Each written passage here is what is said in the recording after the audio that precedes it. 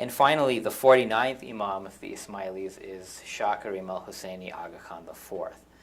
For this reason, many people today call the Ismailis Aga Khanis, but that would be an incorrect term since the title Aga Khan is a purely political title. It's not a religious title per se.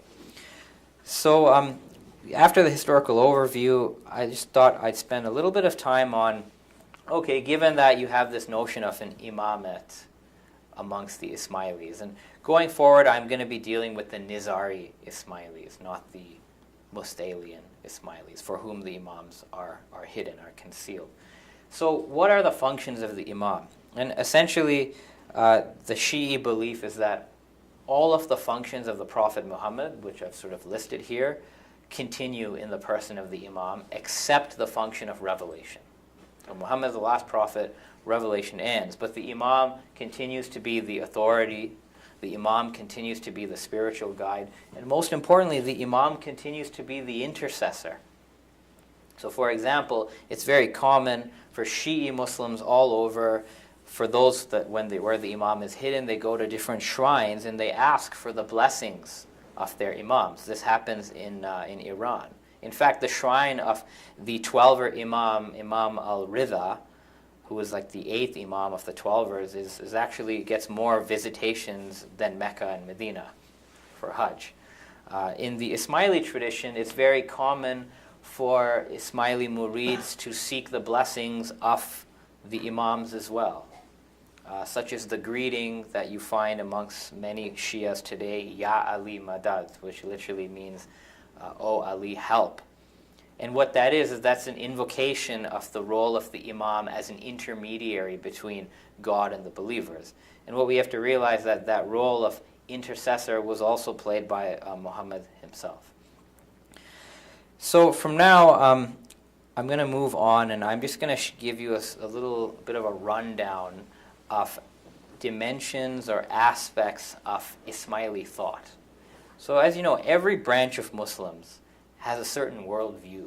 And those worldviews have been articulated by different thinkers, theologians, philosophers. So I'm just going to give you a few snippets of aspects of the worldview that historically the Ismailis had been discussing in their texts. So one aspect is the idea of esotericism. What that means is that the Quran, the cosmos, ritual, law, has deeper layers of meaning than the literal. So the literal meaning, the surface meaning is called zahir, but the deeper meanings are called batin. And this quote from Imam Jafar Sadiq basically says that there's a zahir, an outer meaning, there's a batin, an inner meaning, and there's even a batin, an inner meaning beyond the inner meaning. So you get the idea of different ranks of knowledge. Another major theme, perhaps the foundational doctrine for all Muslims, but particularly the Ismailis, is that of Tawhid. In the Ismaili tradition, Tawhid is understood where the radical transcendence of God above all attributes, names, qualities, concepts is put forth. For example, you can't even say that God exists, because that would limit God to the realm of existence. That would associate God with existing things. So in this Ismaili discourse of Tawhid, every attribute and its opposite was negated from God, resulting in absolute ineffable transcendence. The inspiration for that, of course, is the teachings of some of these early imams, like Imam Ali. Another key feature is cosmology. The Ismailis, as well as the other Shi'i, believe that the first being, the first entity that God creates or originates in the process of creation, before material creation, is a spiritual light called the light of Muhammad or the light of Imamat. And it's interesting because later Ismaili thinkers would identify the primordial light that God creates with the universal intellect of Neoplatonic thought. So some forms of Ismaili philosophy have this hierarchical understanding of creation where God originates the universal intellect, which is the light of Muhammad or the light of the Imam. The universal intellect emanates the universal soul, and the universal soul creates the material creation, the world of nature. Once again, I'm just trying to give people a glimpse of what this worldview is about. So moving forward then, a couple of other things. The notion of spirituality.